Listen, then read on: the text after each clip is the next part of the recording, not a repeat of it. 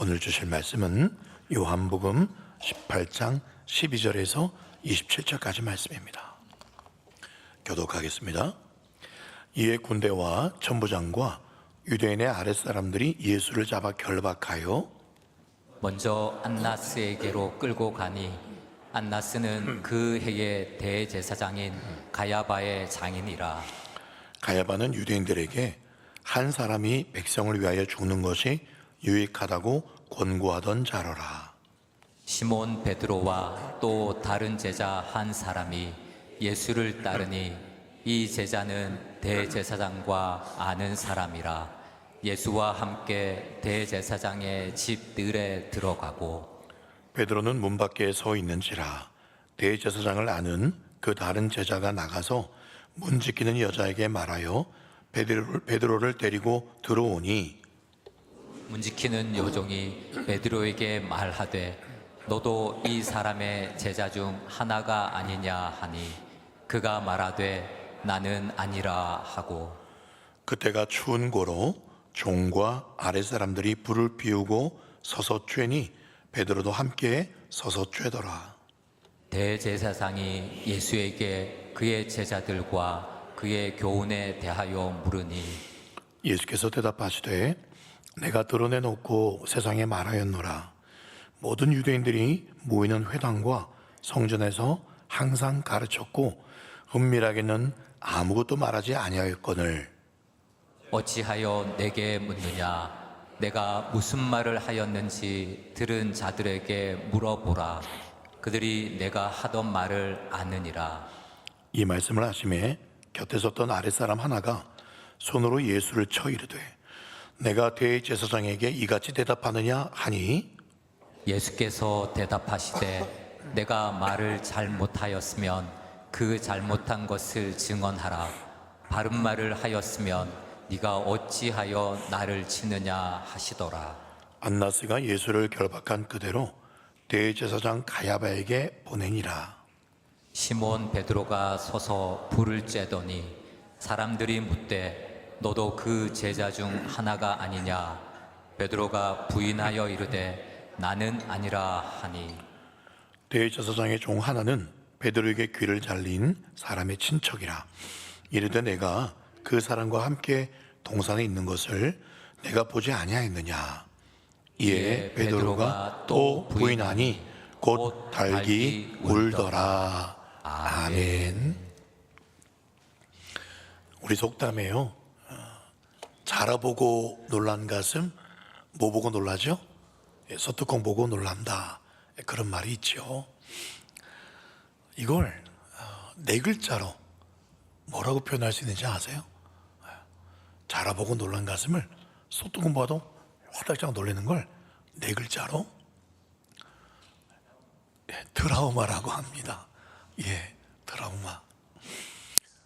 아주 옛날 한 여성이 물놀이를 하다가 물 밑에 무언가가 자기 발가락을 콱 물었어요. 깜짝 놀라서 발을 들어모았더니 자라가요. 딱 발가락을 물고 있는 거예요. 얼른 자라를 떨쳐내고 무서워서 딱 집에 돌아왔어요. 그래서 배고파서 옛날이니까 부엌에 들어갔는데 세상에 그 자라가 아궁 위에도 앉았네. 자세히 보니 그게 뭐더라? 소뚜껑이더라 라는 거죠. 아마 거기서 이 속담이 연유하지 않았나 싶습니다. 실제로 이런 트라우마를 일으키는 일들이요, 우리 삶 속에 여러 가지가 있을 겁니다. 건축가들도 트라우마가 있다는 이야기를 제가 보았어요. 특별히 서울에 성수대교라고 있습니다. 그런데 이 건축가들이 운전하다가 그 성수대교를 지날 때마다 가슴이 철렁한대요. 여러분 기억하십니까? 1994년도에 이 성수대교가 부실공사로 가운데가 탁 무너졌던 적이 있어요. 그래서 차들이 빠지고 사람들이 죽기도 했습니다. 그래서 이 건축가들이 그 공법을 알거든요. 나도 부실공사, 철근을 빼먹고 이러면 이렇게 무너진다. 그래서 성수대교 지날 때마다 건축가들이 특별히 트라우마에 그렇게 시달린다는 이야기를 보았습니다. 오늘 성경에도요, 비슷한 한 사람이 나옵니다. 이 사람은 뭐에 대한 트라우마가 있냐면 닭 울음 소리만 들으면 트라우마가 일어나서 깜짝깜짝 놀라는 한 사람이 등장합니다. 그 사람의 이름이 뭐죠? 베드로입니다. 어디서 닭 비슷한 소리만 들려도 깜짝 놀라가지고 누가 지금 닭 소리를 내었는가 이렇게 깜짝깜짝 놀라는 사람이 있어요. 베드로입니다. 오늘 말씀은요, 지난주 겟세마네 동산에서 예수님께서 군병들에게 체포되셔서 지금 대제사장, 이전 대제사장이에요. 안나스.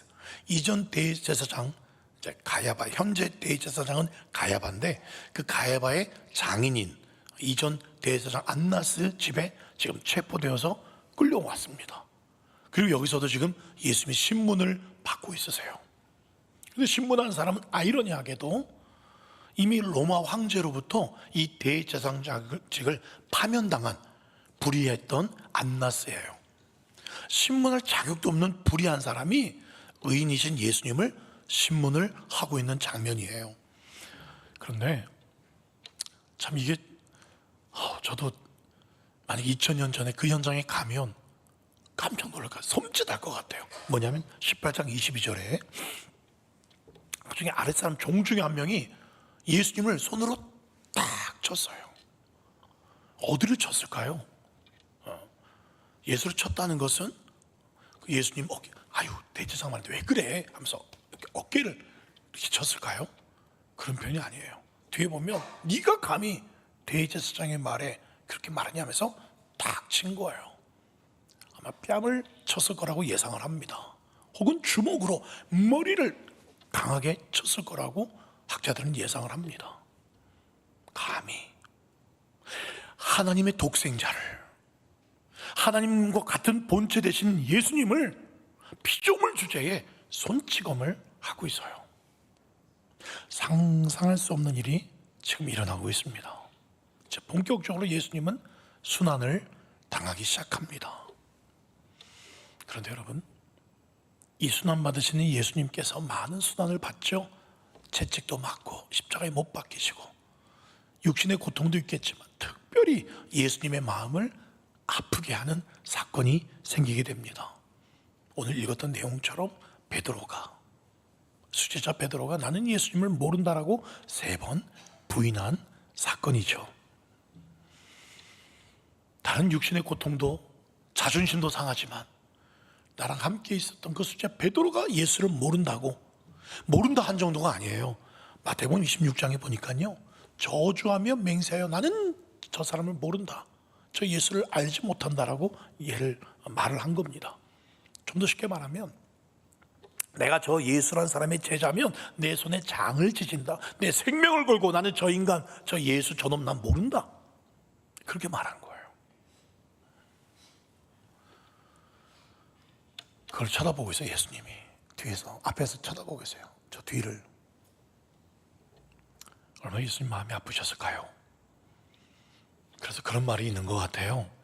머리 검은 짐승은 뭐 하는 게 아니라 거두는 게 아니다, 그런 말이 있습니다.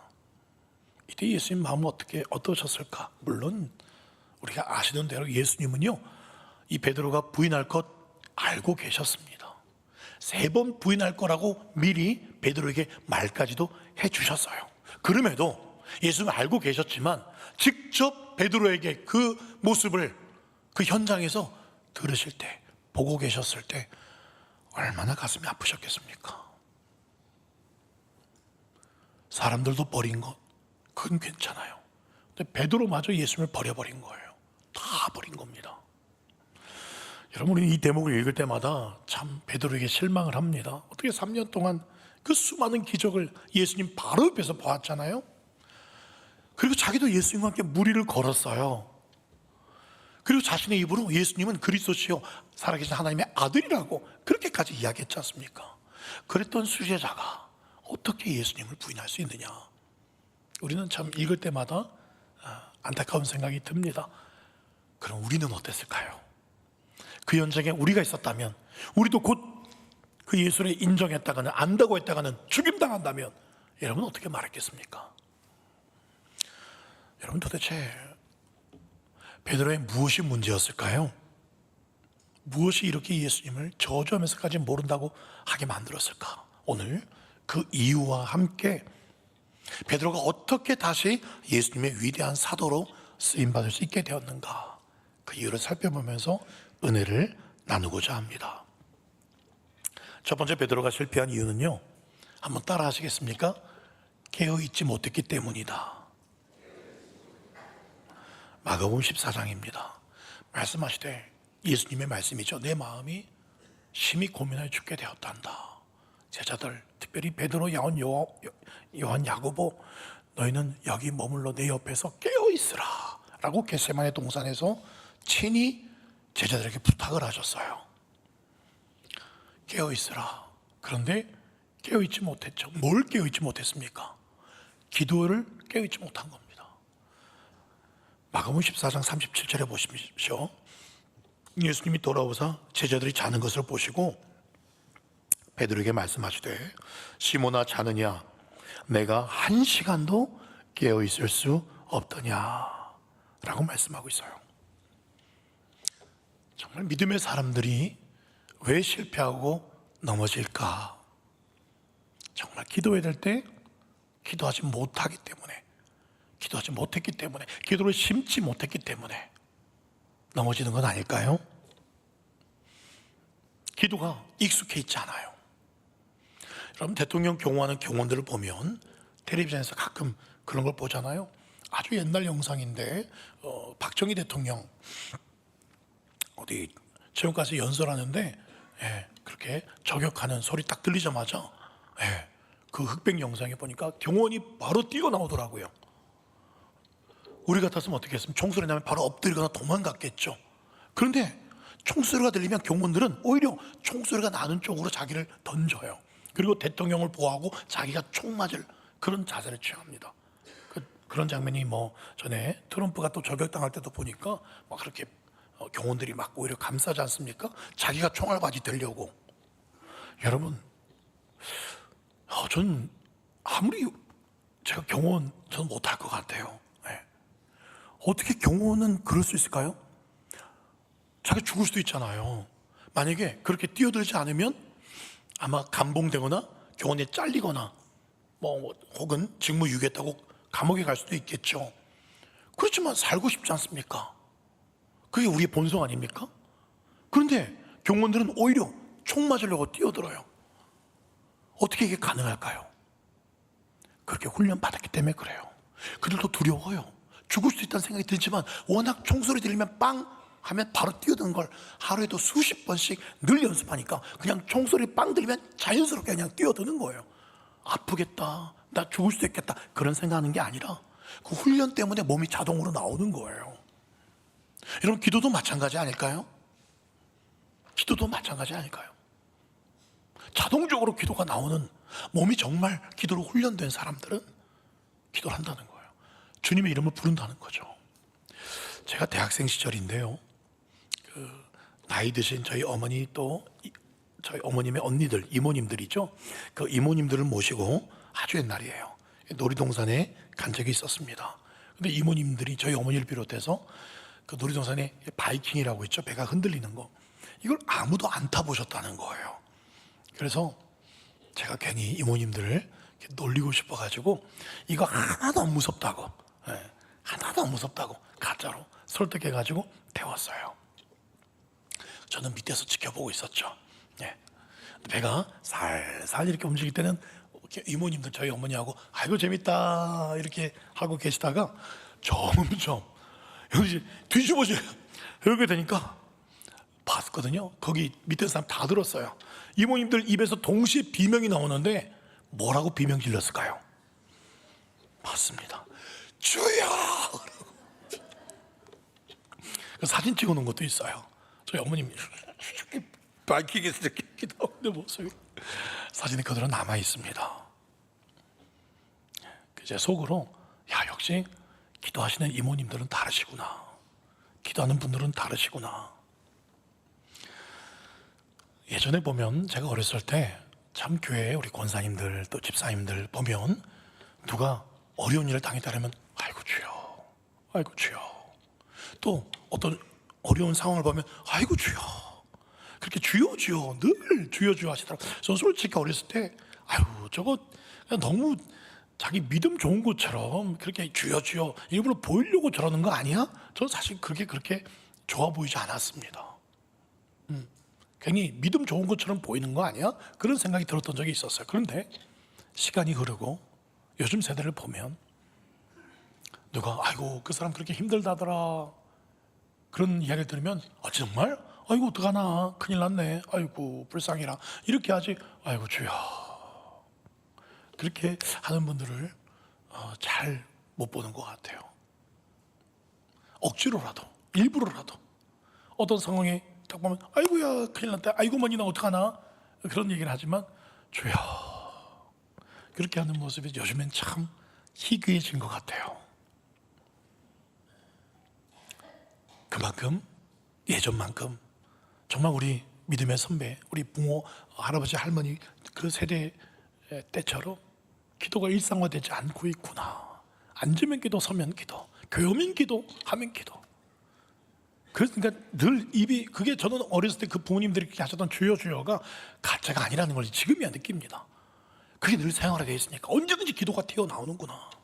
만약에 베드로가요 겟세마네 동산에서 예수님 말씀처럼 1시간 깨어 기도했었다면 물론 십자가 앞에선 도망가실 수 있어요. 무서우니까. 그런데 오늘 이렇게까지 이렇게 모질게 예수님을 부인까지는 하지 않았을까 그런 생각을 합니다. 1시간이라도 기도 깨어 있으면 어떻게 이렇게 예수님을 저주하면서 부인할 수 있겠습니까? 혹시 여러분 생각에 1시간 아이고 1시간 어떻게 기도합니까? 아이고 1시간 어떻게 기도에 지겨워서 여러분 지겨워서 3시간 영화는 어떻게 보십니까? 이 친구들과 만나면 2시간 3시간 어떻게 그렇게 수다를 떱니까? 그리고 헤어질 때 아이고 못다한 이야기는 집에 가서 하자 전화로 또 2시간 또 이야기합니다. 어떻게 그렇게 하세요? 1시간 기도는 못 하시면서 왜 주님과의 대화는 1시간도 지겨울까? 왜 그럴까? 아직도 기도가 나에게는 정말 호흡처럼 자연스럽지가 않고 정말 소중하지 않기 때문에 기도가 전부이지 않기 때문에 그런 것은 아닐까 그런 생각을 저에게 먼저 해봅니다. 여러분 베드로에게 이 기도가 무너지니까 어떤 일들이 쭉쭉 일어납니까? 지난번에 살펴보았던 것처럼 겟세마네 동산에서 기도가 실패하니까 군병들이 쳐들어왔을 때 이 베드로가 칼을 들고는요 말고라는 사람의 오른쪽 귀를 베어버립니다. 혈기가 나와요. 혈기가 영적인 사람이 아니니까 혈기로 그냥 이렇게 하는 거예요. 또 기도가 무너져 버리니까 베드로가 어떻게 합니까? 마태복음 26장 58절에 보면 멀찍이 예수를 따라갑니다. 마가복음에도 멀찍이 따라갔다. 누가복음에도 멀찍이 따라갔다. 분명하게 기록하고 있어요. 멀찍이. 예수님하고 그냥 단지 좀 멀찍이 떨어져서 따라갔다. 그걸 강조하는 걸까요? 그런 뜻이 아니죠. 예수님과의 영적인 상태가 멀어져 버렸다라는 것을 의미합니다. 신앙의 핵심이 뭘까요? 신앙에서 가장 중요한 게 뭘까요? 내가 얼마나 주님과 가까이 날마다 동행하면서 걸어가고 있는가? 그게 신앙의 생명 아니겠습니까? 이 베드로의 기도가 무너지니까 또 어떤 현상이 일어납니까? 오늘 17절에 이렇게 기록되어 있습니다. 읽어볼까요? 시작.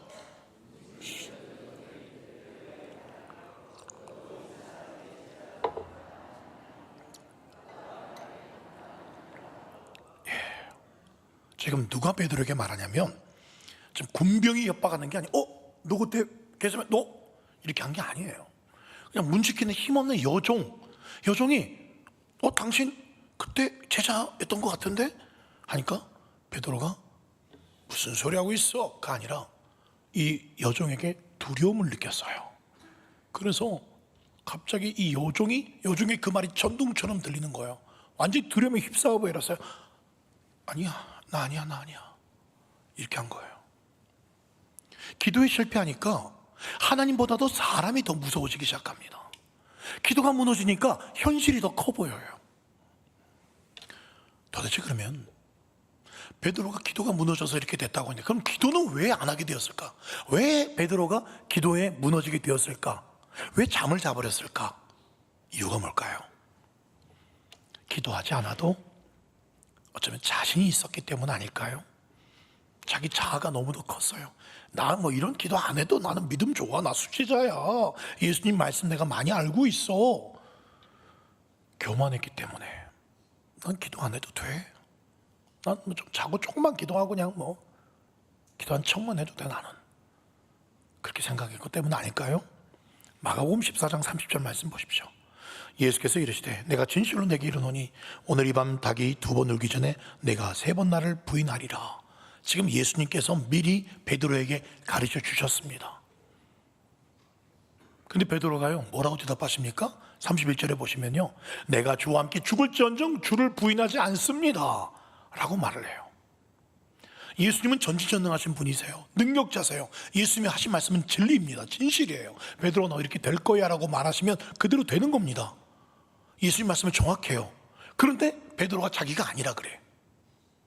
예수님 잘못 보셨어요. 저 그런 사람 아니에요. 예수님 말씀이 틀렸어요 라고 지금 말하는 겁니다. 감히 주님을 자기와 지금 자기를 주님과 같은 수준으로 올려놓고 있습니다. 어쩌면 주님보다도 자기를 더 믿어요. 자기를. 정말 겸손했다면, 그렇다면 어떻게 했겠습니까? 주님께서 네가 나를 부인하게 될 거야. 예수님 한 번도 틀린 말씀 하신 적이 없는데, 예수님 말씀이 다 맞는데, 그럼 정말 부인할 수 있겠다. 그럼 뭐라고 대답해야겠습니까? 주님, 그러면 제가 어떻게 해야 제 믿음을 지킬 수가 있겠습니까? 주님 가르쳐 주십시오. 그렇게 나와야 되지 않았겠어요? 그렇게 나와야 게 정상이에요. 그럼 주님께서 그래, 내가 이따가 겟세마네 동산에서 기도할 텐데 그때 깨어 있어야 돼. 알겠습니다. 제가 어떻게든 일어나서 기도할게요. 그랬을 겁니다. 근데 자신을 믿고 큰 소리만 뻥뻥 친 거예요. 자기로 꽉 차 있었습니다. 그래서 뭐라고 대답합니까? 뭐라고 나중에 예수님께 이런 말도 하죠. 주님, 절대로 죽으시면 안 됩니다. 주님 왜 죽으려고 그래요? 안 돼요. 안 돼요. 주님 왕으로 하고 내가 총리도 하고 주님 죽으면 안 돼요. 세상에, 예수님 십자가의 그 길마저도 막으려고 했습니다. 그래서 예수님 보시기에 사탄아 너희들로 물러가라라고 말씀하시죠. 많은 사람들에게 있어서 하나님이 쓰실 수 없는 이유가 뭔지 아십니까? 그 사람이 지혜가 부족해서, 능력이 부족해서 그게 아니에요. 오히려 그 사람이 너무 지혜가 많고 너무 능력이 많고 너무 잘난 게 많아서 쓰시기가 어렵습니다. 여러분 착각하지 마세요. 주님이 여러분을 강하게 하신 것이지 여러분이 강한 게 아니에요. 주님이 강하신 것이지, 주님이 여기까지 나를 이끄신 것이지 내가 한 게 아닙니다. 주님이 강하신 거예요. 만약에 그랬던 베드로, 이렇게 처참하게 무너지고 부끄러워진 베드로가 도대체 어떻게 다시 회복이 되어서 위대한 사도가 될 수 있었을까? 네, 간단합니다. 바로 거기서부터 시작하는 거예요. 무너졌던, 실패했고 좌절하면서 더 이상 자기 자신을 신뢰하지 않게 됩니다. 실패함으로 말미암아 더 주님을 의지하게 되고, 그래서 회복이 되는 거예요. 오늘 아까 예배 전에 불렀던 내가 예수를 못 박았습니다. 저는 처음 듣는 찬양인데 한번 들었던 것 같기는 해요. 그래서 멜로디가 후렴 멜로디가 기억이 나는 것 같은데 오늘 설교 내용과 너무 똑같았어요. 내가 당신을 부인했습니다. 당신을 못 박았습니다. 그런데 2절 가사에 뭐라고 써 있었냐면, 어떻게 회복된다고 써 있냐면, 내가 예수 당신을 어떻게 한다고요? 다시 바라봅니다. 예수님을 다시 바라봅니다. 어떻게 제 설교 내용하고 똑같아요? 회복될 수 있는 방법은 히브리서 12장 2절입니다. 믿음의 주여, 또 온전히 계신 그 예수님을 다시 바라보는 거예요. 내가 온전하지 않잖아요. 나는 망했잖아요. 그러니까 온전하신 예수님을 바라보는 거, 거기서 회복이 시작이 되는 겁니다. 누가복음에 보면 베드로가 3번 예수님을 부인한 후에 61절에 이런 말씀이 나와요. 주께서 돌이켜 베드로를 보셨다. 부인하고 있는 걸 베드로 딱 보신 거예요. 그래서 베드로가 주님의 말씀 곧 오늘 닭이 울기 전에 3번 나를 부인하심이 생각났다라고 말씀하고 있어요. 생각났다. 단지 예수님은 그 말씀만 한 게 아니에요. 네가 나를 부인할 거야, 그 말씀만 하신 게 아닙니다. 그 앞에 또 한 말씀을 하셨어요. 그 말씀이 생각이 났어요. 그 말씀이 뭐냐? 누가복음 22장 32절 말씀 읽어볼까요? 32절 시작.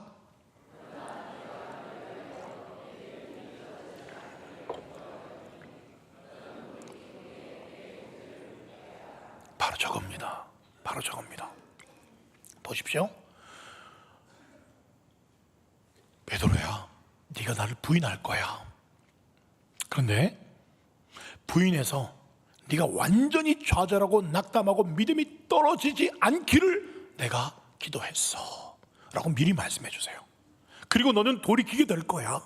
그리고 내 형제를 굳게 하게 될 거야 라는 이 모든 말씀을 예수님이 다 하신 거예요. 그 말씀이 생각이 난 거예요. 그 말씀을 바라본 거예요. 그 말씀을 붙잡은 거예요. 여러분이 실족하고 실패하고 넘어질 때 그게 끝이라고 생각하지 마십시오. 주님께서는 바로 그때 베드로를 살려낸 것처럼, 이미 기도하신 것처럼, 여러분 우리가 넘어지기 전에 이미 주님 다 기도하고 계세요. 알고 계십니다. 베드로를 살려내신 것처럼 저 여러분도 다시 살려내실 줄 믿습니다. 여러분, 예수님의 이름을 3번이나 부인하고 저주하면서까지 부인했던 이 베드로가 어떻게 초대교회의 지도자가 될 수 있었을까? 사실은 베드로가 주님을 찾기 전에 부활하신 예수님이 먼저 또 베드로에게 나타나셨습니다. 베드로는 갈릴리로 가서 고기를 잡으러 가죠. 근데 거기에 예수님이 먼저 가셨어요. 그리고 숯불 위에 떡과 고기를 구우시면서 야야, 일로 와, 밤새 고생 많았지? 야, 내가 준비한, 너희들도 고기 많이 잡았지? 내가 오른편에 던지라고 해서, 그런데 내가 또 고기 먼저 구워놨어. 그거 구우는데 시간 걸리니까 내가 미리 구워놓은 떡하고 고기 먹어야 돼. 일로 와, 같이 밥 먹자. 그러시면서 예수님이 베드로와 제자들을 찾아오셨습니다. 같이 앉았어요. 요거에 대한 이야기는 또 나중에 요한 21장 때 조금 더 설명을 드리겠습니다만, 예수님 앞에 앉아있는 베드로, 예수님이 또 맛있는 거 차려놨는데 유구무원이죠. 그렇게 부인해버렸는데, 저주해버렸는데 뭐라 생각했겠습니까? 정말 나라는 인간은 진짜 소망이 없구나. 나는 정말 주님 사랑하지 않는구나. 난 정말 주님을 사랑할 수가 없구나. 그렇게 생각을 하고 있었을 겁니다. 바로 그때 주님께서 바로 그 사랑, 잃어버렸던 그 사랑을 끄집어내시는 거예요. 요한복음 21장 15절, 시몬 베드로에게 이르시되 요한의 아들 시몬아, 네가 이 사람들보다 나를 더 사랑하느냐? 베드로가 뭐라고 대답하죠? 15절에 보면 내가 주님을 사랑하는 줄 주님께서 아시나이다. 저렇게 성경에 써 있는데 아마도 제 생각에는 베드로 속으로 이렇게 말을 덧붙였을 것 같아요. 15절에 주님, 나 같은 놈은 주님 사랑할 자격도 없지만, 사랑해서도 안 되지만, 그럼에도 내 진심의 마음은 주님을 사랑하는 줄 주님께서 아십니다. 그러자 예수님의 대답은 뭡니까? 15절에 보면, 저 가로친 것도 제가 그냥 한번 넣어봤어요. 주님 충분히 저런 마음으로 말씀하셨을 것 같아요. 그랬구나. 그거면 충분하다. 네가 여전히 나 사랑한다고? 그거면 충분하다. 내 어린 양들을 먹여라. 이렇게 몇 번 말씀하세요? 3번을 반복하세요. 왜 3번을 반복하시죠? 베드로가 몇 번을 부인했죠? 3번 부인한 걸 이 3번 사랑으로 치환을 시키는 겁니다. 덮어버리는 거예요. 3번의 부인을 3번의 사랑으로 덮어버리는 겁니다. 여러분, 우리가 과거의 죄를 회개하고 그렇게 믿음 생활할 때도 또 과거의 죄가 생각이 나요. 그렇죠? 나는 정말 그 과거의 죄가 막 내 발목을 붙잡고 막 트라우마로 빠질 때가 있어요. 나 정말 그랬던 사람인데 내가 용서받을 수 있을까? 막 그 죄가 불쑥불쑥 올라올 때가 있을 거예요. 그렇죠? 그 죄가 막 기억이 남아 있습니다. 사라지지가 않아요. 그런데 그 죄는 예수님 용서하셨음에도 불구하고 계속 불쑥불쑥 올라와요. 그걸 완전히 사라지게 하는, 완전히 잊어버리게 할 수 있는 방법은 딱 한 가지밖에 없어요. 그게 뭔지 아십니까? 내가 그 죄를 잊어버리려고, 내 머릿속에서 빼내버리려고 노력한다고 되는 게 아니라, 나의 모든 과거의 죄, 지금 짓고 있는 죄, 앞으로 지을 죄까지도 그 죄를 덮고도 남는 예수님의 그 십자가의 은혜와 그 십자가의 사랑으로 매일매일 그 죄를 덮어버리면 그 죄는 올라오지 않습니다. 올라올 수가 없습니다. 그 십자가의 사랑이, 은혜가 너무 크기 때문에, 그렇기 때문에 그 죄를 잊어버릴 수가 있는 거예요. 그 죄와 내가 상관이 없게 되는 거예요. 방법이 딱 하나밖에 없어요. 그 죄를 뭘로 덮는 거예요? 십자가 은혜와 사랑으로 덮는 거. 이거 외에는 방법이 없어요. 여러분, 예전에 한번 제가 노래를 불러본 적 있는 베드로의 기도라는 노래가 있습니다. 이런 찬양이죠. 용서받을 수 없는 나의 모든 더러운 죄, 주 앞에 나갈 수 없어 그저 울며 엎드리네. 나를 떠나소서 참여하는 마음으로 주 앞에 나가네. 그래도 주님이 날 용납하셨네. 내가 주 앞에 엎드려 할 수 있는 말, 나를 살리시니까 하나님이라 이제 주 앞에 감사하며 고백할 수 있는 유일한 한 가지 말, 주님 사랑합니다. 주님 사랑합니다. 주님 사랑합니다. 여러분, 그렇습니다. 그 사랑만이 이 죄를 다 덮을 수 있어요. 사실 그거 아십니까? 베드로가 예수를 부인한 거, 이거 누가 또 아는지 아세요? 아무도 없어요. 예수님과 베드로만 압니다. 그때 함께 갔던 요한, 그 대제사장 집에 요한은 이미 저 안쪽으로 들어갔어요. 이걸 베드로가 자기가 말하지 않으면 영원히 미제 사건으로 남을 수 있는 부인 사건입니다. 그런데 이게 성경에 어떻게 기록되어 있었을까요? 예수님께서 야야 사실은 마태야 제 옛날에 나 부인했었다, 마태복음 쓸 때 그거 기록해, 예수님이 그렇게 다 꼬질렀을까요? 그러지 않았겠습니까? 그러지 않습니다. 어떻게 이게 성경에 남아있을까요? 베드로가 고백을 한 겁니다. 복음서 중에 제일 먼저 쓰인 복음서가 마가복음이거든요. 이 마가는 이 베드로의 영적인 아들과도 같은 존재예요. 베드로를 따라다녔습니다.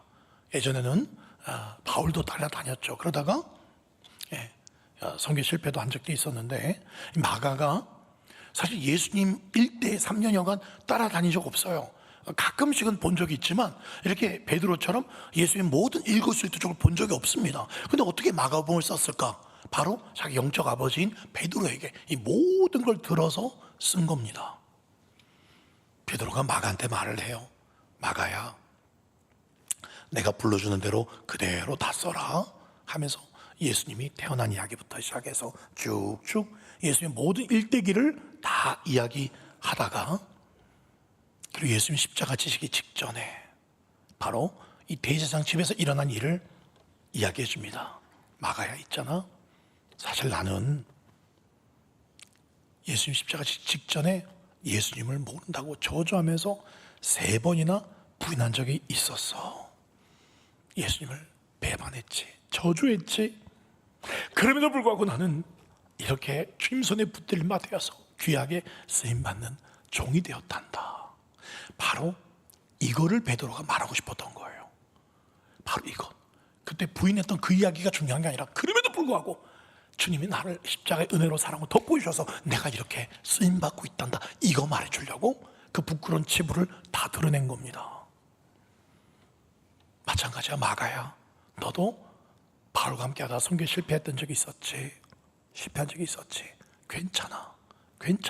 나도 실패한, 나도 이렇게 쓰셨다면 마가 너도 쓸 수 있고, 나중에 2000년 뒤에 이 마가복음을 읽게 될 갈릴리 교회 성도들도 주님께서 얼마든지 쓰실 수 있을 거야 라고 하면서 이야기를 들려주지 않았겠습니까? 여러분, 예수님을 결정적으로 배반했던 사람은 이 베드로하고 한 명 더 있어요. 누구죠? 가룟 유다입니다. 이 가룟 유다도 자신의 잘못을 뉘우치고 은 30냥을 대제사장에게 던져버립니다. 뉘우쳤어요. 그런데 그 죄책감을 견딜 수가 없어서 스스로 생을 마감을 합니다. 이런 가룟 유다의 뉘우침을요, 회개라고 부르지 않습니다. 왜냐하면 그 책임을 자기가 짊어지려고 했기 때문에. 그것은 회개가 아니에요. 진짜 회개는 뭐냐? 정말 견딜 수 없는 그 죄의 무게를 내 스스로 짊어지려고 하는 것이 아니라, 그 죄를 내가 어떻게 해결하려고 하는 것이 아니라 그걸 다 집어 던지는 거예요. 어디다가 집어 던지는 겁니까? 십자가에 집어 던지는 거예요. 그럼에도 불구하고 나를 용서해 주시고 나를 사랑해 주시는 그 예수님의 십자가 사랑에 내 죄를 집어 던져버리는 거, 이게 바로 진짜 회개라는 겁니다. 이것만이 우리를 다시 회복시킬 수 있는 유일한 방법인 줄 믿습니다. 그래서 오늘 베드로에게, 그리고 우리에게 이 십자가만이 필요한 것입니다.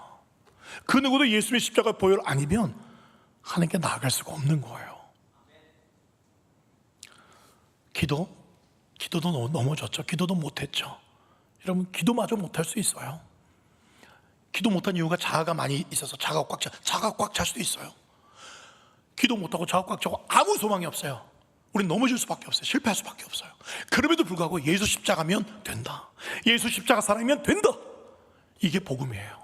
이게 오늘 사순절날 우리에게 오늘 들려주시는 예수님의 음성인 줄 믿으시기 바랍니다. 그럼에도 불구하고 우리를 믿음의 사람으로 만드시기 위해서 용서의 십자가, 사랑의 십자가, 영광의 십자가, 이 능력의 십자가만을 의지할 때 우리의 실패는 실패로 끝나지 않을 것이며 결코 패배로 끝나지 않을 것이며 오히려 주님의 영광을 위해 더 힘차게 귀하게 붙들림받아 쓰임받게 될 줄 믿습니다. 그래서 우리에게는 오늘도 내일도 매일 예수님의 그 십자가 은혜와 사랑이 필요해요. 그 십자가 은혜와 사랑으로 여러분 보혈로 덮으셔야 됩니다. 매일 덮으셔야 돼요. 그리고 한 가지가 더, 베드로가 한 가지 더 있다고 말해주고 있습니다. 사도행전 2장 38절 베드로가 이르되 너희가 회개하여, 그렇죠? 회개하면서 너희 죄사함을 받고, 그리고 뭘 선물로 받아야 돼요? 성령을 선물로 받아야 됩니다. 예수님을 십자가의 끝까지 가게끔 도와주셨던 예수님의 영, 예수님을 승리하게 하셨던 그 성령님이 마찬가지로 우리도 그 성령에 의해서 끝까지 승리할 수 있게 된다는 것입니다. 말씀을 맺겠습니다. 예수님을 3번이나 저주하며 부인했던 이 베드로를 용서해 주시고 다시 사랑해 주신 예수님은 우리도 용서해 주시고 똑같이 너무너무 사랑하신다고 오늘 분명히 말씀하심을 믿으시기 바랍니다. 그래서 베드로를 다시 위대한 하나님의 사람으로 변화시켜 주시고 귀하게 쓰셨던 예수님은 우리도 놀랍게 변화시켜 주시고 귀하게 사랑한다, 아들아 내 딸아 말씀하시며 주님 나라 위해서 쓰실 줄 믿습니다. 그러므로 나 자신을 믿지 마시고 겸손히 날마다 깨어서 기도하십시오. 네. 그리할 때 이 연약함 때문에 또 기도의 자리 나오는 것, 기도의 자리 나오는 게 겸손이고 거기서 다시 은혜가 임하는 거예요. 십자가의 은혜와 사랑이 임하는 거예요. 기도 자리에서 말씀 듣고 기도할 때 그때 성령의 충만함을 더해 주실 것입니다. 그 놀라운 은혜가 이 사순절 기간 내내, 그리고 50일 기도학교를 통해서 그 십자가의 은혜와 사랑, 기도의 은혜가 더욱 커져 가시기를 예수님의 이름으로 축원드립니다.